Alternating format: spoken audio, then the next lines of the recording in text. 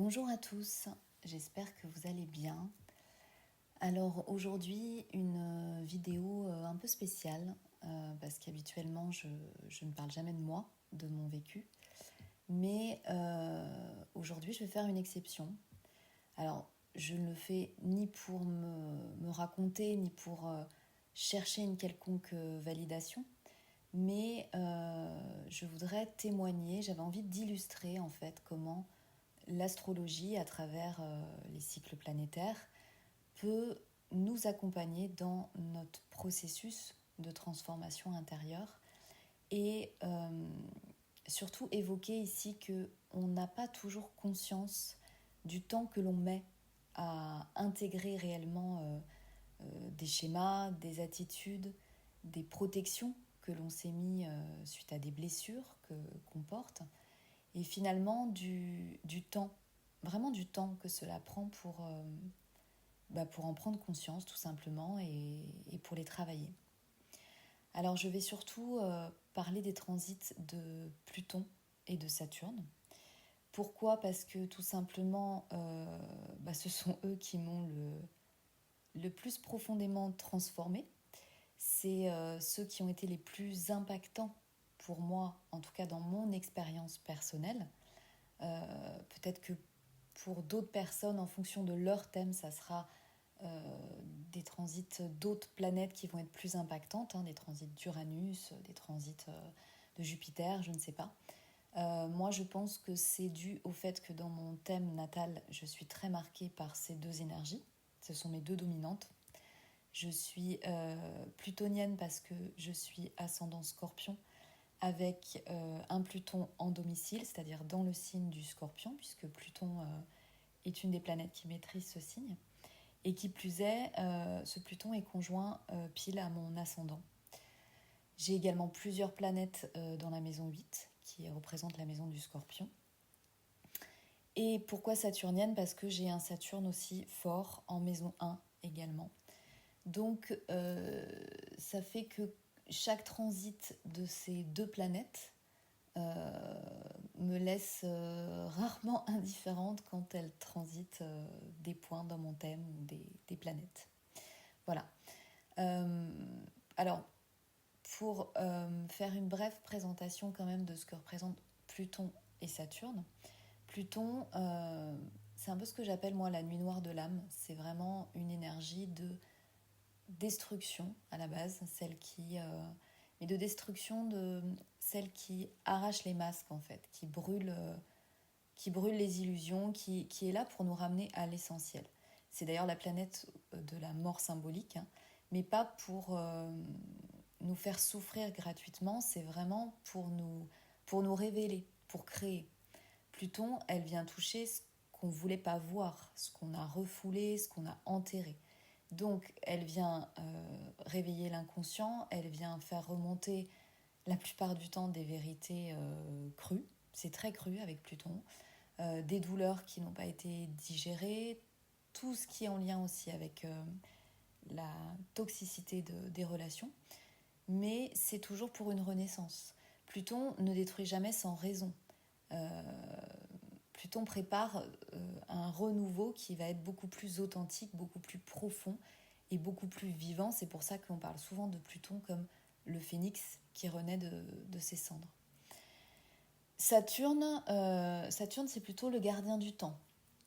Donc Saturne représente les limites, la structure et surtout la responsabilité. C'est une énergie qui est très exigeante, parfois lourde, mais pour moi elle est profondément pédagogique.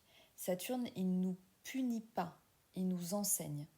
Donc c'est une planète qui nous demande la plupart du temps, quand elle passe sur un de nos points importants de notre thème, qu'est-ce que tu as construit ? Est-ce que c'est assez solide ?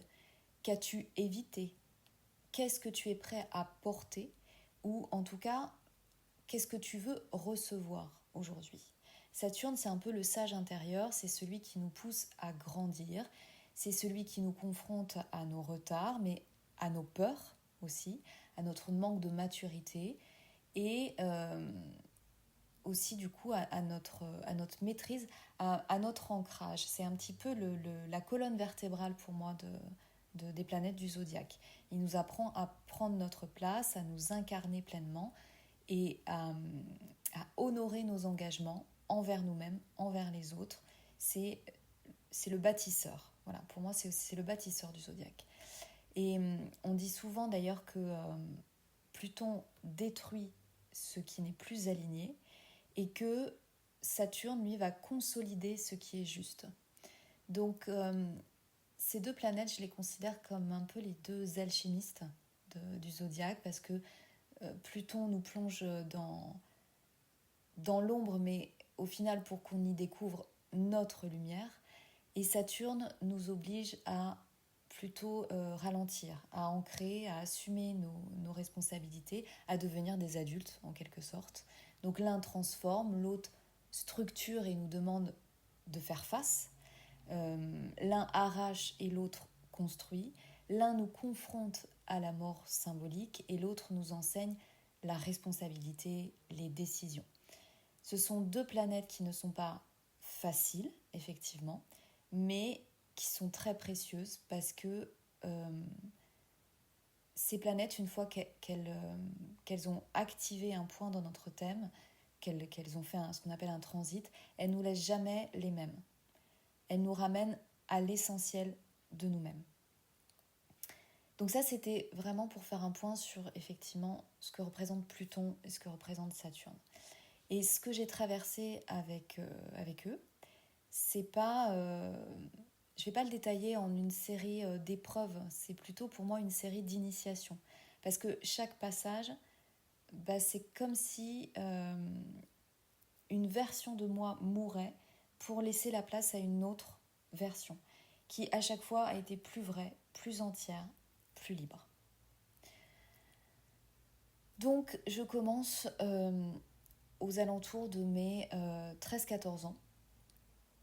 À cette époque, je vis l'opposition de Pluton à mon Soleil et à mon Mercure natal en maison 8. Alors, je ne rentrerai pas ici dans le détail complet de ce que je vis réellement et de ce qu'on attribue à Pluton. Donc, je rappelle, Pluton, c'est quand même la planète qui nous parle de mort symbolique, de transformation radicale et de vérité crue. Et c'est exactement ça. Donc, à 14 ans, cette planète vient frapper de plein fouet mon Soleil et mon Mercure natal. Et là, c'est vraiment tout mon monde intérieur qui s'écroule. Je vis une mort profonde et violente dans ma relation avec mon père. Vraiment une mise en lumière crue où tout remonte à la surface en peu de temps. Donc c'est une période très brutale pour moi, c'est une cassure irréversible avec mon père et c'est tout mon monde de petite fille qui s'écroule. C'est ce que moi j'appelle la chute de l'innocence. C'est vraiment une bascule dans une réalité que j'étais pas prête à voir jusqu'à présent. Bon, après, je pense que aucun enfant n'est prêt de toute façon. Et donc, à ce moment-là, je décide de ne plus le voir. De toute façon, mes parents sont séparés depuis que je suis toute petite, mais il y avait une espèce de garde alternée comme tous parents séparés. Et donc, à partir de ce moment-là, moi, je décide d'arrêter de le voir. On me fait commencer une psychothérapie, on m'oblige à commencer une psychothérapie, chose que je ne voulais pas forcément, mais c'est marrant parce que la psychothérapie est quand même très associée aussi à Pluton. Donc je rencontre 3 psychologues avec qui ça se passe pas bien, ou ça se passe pas du tout en fait. Donc j'arrête. Et finalement, quelques temps plus tard, je rencontre non pas une psychologue, mais une psychiatre qui là va avoir l'attitude juste parfaite à ce moment-là pour moi. Et d'ailleurs, je la remercierai jamais assez parce qu'elle m'a accompagnée pendant longtemps. Et c'est avec elle que je vais effectivement débuter ma thérapie. Je pense que j'avais besoin d'une personne en face de moi qui ne me voit pas que comme une victime, en fait. et qui a vraiment posé sur moi un regard juste, sans jugement, qui m'a aidé à mettre des mots, à ouvrir des portes et surtout, surtout, qui n'a pas hésité à être très cash parce que finalement c'est ça dont j'ai le plus besoin et à me laisser expérimenter, à me faire confiance. Je suis quelqu'un qui comprend très vite, mais j'ai besoin de répondants en face de moi, j'ai besoin d'interaction, j'ai besoin de discernement surtout. Et ça, je l'ai trouvé avec elle. Donc elle m'a accompagnée pendant un long moment. Et puis quand j'ai décidé d'arrêter de la voir parce que pour moi c'était réglé, c'est bon, c'était accepté, c'était ok, parce que souvent à cet âge-là, quand on est jeune, on croit souvent que parce qu'on a parlé, on a guéri, c'est beau.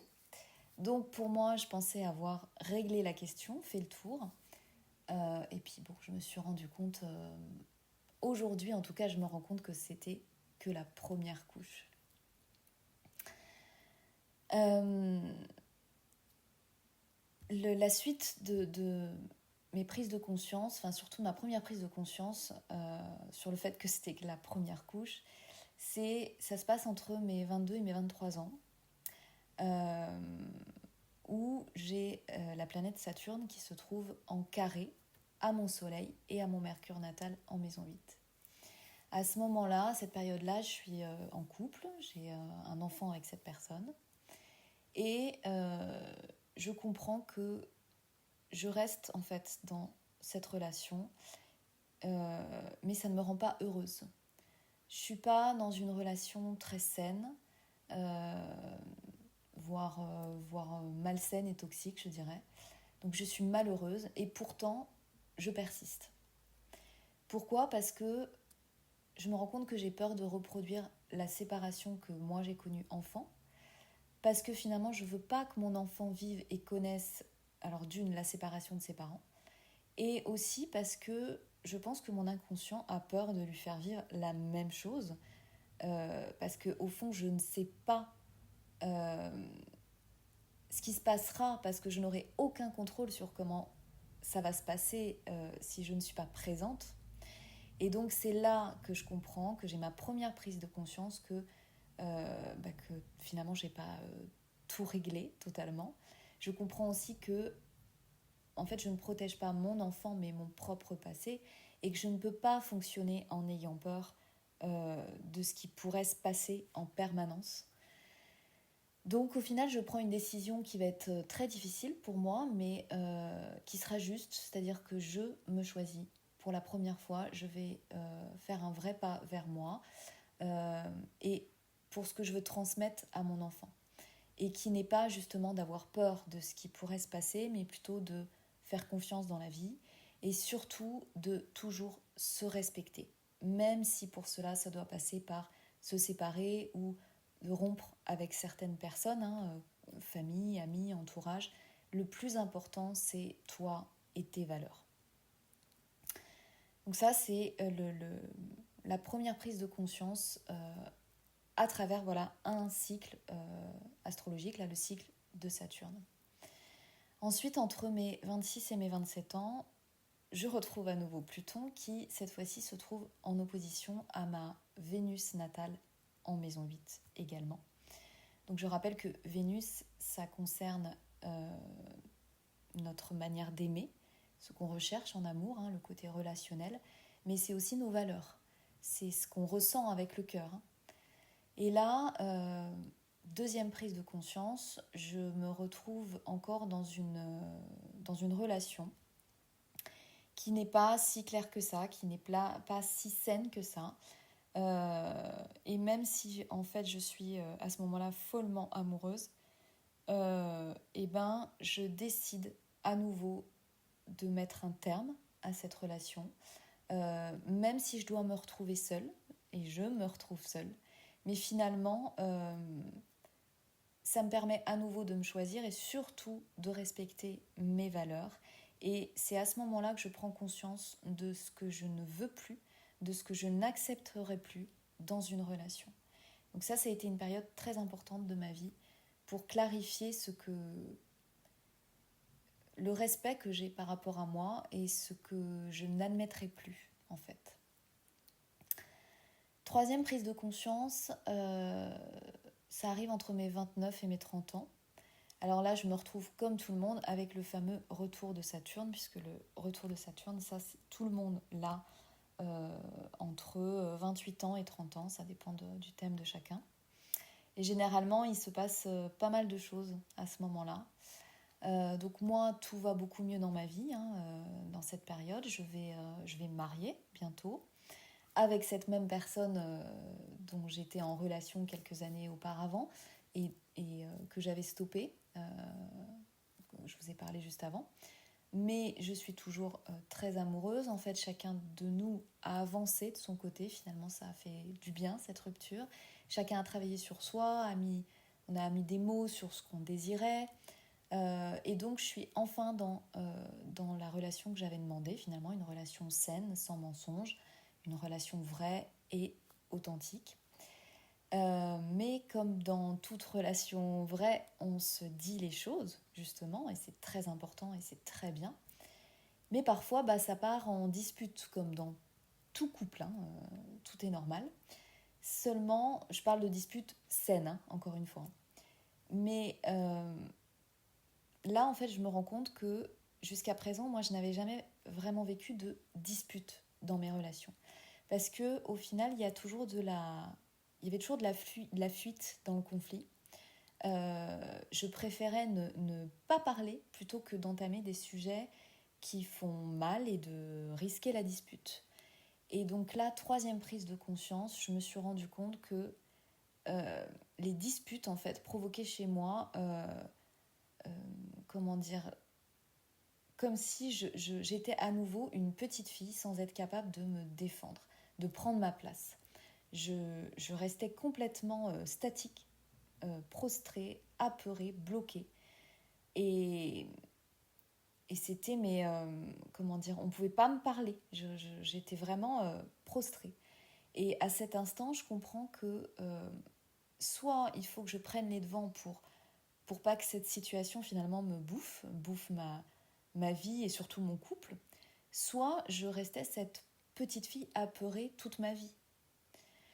Et donc là, j'ai décidé d'aller revoir mon père, d'aller en fait affronter son regard plus en tant que petite fille, mais en tant que femme, en tant que mère, en tant qu'épouse. Donc je l'ai revu. Alors pas toute seule évidemment, mon mari m'a accompagnée même si je lui avais demandé de rester en retrait. Mais je savais qu'il était là si jamais ça se passait mal ou simplement comme témoin. Et ça m'a fait un bien fou parce que j'ai pu surmonter ma peur. Je n'avais plus du tout le même regard, la même posture que la gamine de 13 ans forcément. Je me suis rendu compte aussi que j'avais pas de haine en fait. J'avais pas envie forcément de reparler du passé. Donc on a déjeuné ensemble. Ça s'est pas mal passé, ça s'est pas bien passé, ça s'est passé. Voilà. Et finalement, moi, je suis repartie beaucoup plus forte dans ma vie de tous les jours parce que ce jour-là, j'ai vraiment eu l'impression d'avoir repris du pouvoir sur moi-même et je suis repartie beaucoup plus forte. Voilà. Dernière prise de conscience, pour moi, c'était entre mes 36 et mes 37 ans. Et là, c'est à nouveau Saturne qui se retrouve à nouveau en carré à mon Soleil et à mon Mercure, en maison 8. Alors là, à cette période, je sais que mon père est décédé 2 ans auparavant. Donc je ne l'ai jamais revu depuis ce fameux dîner. Et finalement, son décès que, on va dire, j'avais voulu mettre de côté comme si ça ne me touchait pas plus, et j'ai continué ma vie comme si de rien n'était, ça m'a fait plonger en fait dans mon travail, mon quotidien, sans forcément écouter tous les signaux que mon corps m'envoyait depuis un moment. Et ça s'est terminé par une opération du dos et l'obligation pour la première fois de ma vie de rester tranquille, du moins d'en faire beaucoup moins, de ne pas bouger un temps, de me faire aider. Bref, d'être à l'écoute du coup de mon corps, de le faire passer en priorité et d'être à l'écoute de mes ressentis, de mes émotions. Chose et période qui a été très très compliquée pour moi parce que j'ai passé la grande partie de ma vie toujours en mouvement, à avoir 15 000 projets et je déteste l'idée, en tout cas je détestais l'idée de demander de l'aide. Et donc là forcément d'être dans l'obligation de faire pause, et ben c'est comme si le plein d'émotions remontait à la surface. Et cette prise de conscience, en fait, c'est directement par le corps, cette fois-ci, que ça a été mis en avant, que je l'ai travaillé, que j'ai ouvert les yeux. Et heureusement, finalement. Et en fait, tout ce parcours m'a appris une chose finalement essentielle. C'est que le travail sur soi, ça prend du temps. Ça prend beaucoup de temps. Et qu'on ne guérit pas forcément en comprenant. Vous savez, à chaque fois qu'on travaille soit tout seul, soit avec quelqu'un, qu'on écoute un podcast, ou on est avec sa thérapeute, peu importe, et qu'on dit ah oui, j'ai compris. Oui, on a peut-être compris, mais pour moi, en fait, on guérit surtout en traversant, en répétant, en ressentant, en tombant et en se relevant, et encore, et encore, et encore. Et l'astrologie, quand elle est vécue dans la chair, en fait, dans l'âme, dans la conscience, bah, elle peut nous aider à mettre du sens là où finalement on comprendrait que la douleur. Donc, tout ce partage pour vous dire que le chemin du travail sur soi, il est long, il est parfois très long, et qu'il faut du temps pour guérir et surtout pour en faire une phrase de conclusion, parce que c'est trop facile. Voilà. Donc, si ce chemin résonne en vous, pour vous, n'hésitez pas à partager. Je pense profondément que nos histoires, quand elles sont partagées, justement, ça devient des ponts beaucoup plus fluides, beaucoup plus faciles pour soi-même et pour les autres aussi. Donc, merci en tout cas de m'avoir écoutée et je vous souhaite une très bonne journée et je vous dis à bientôt.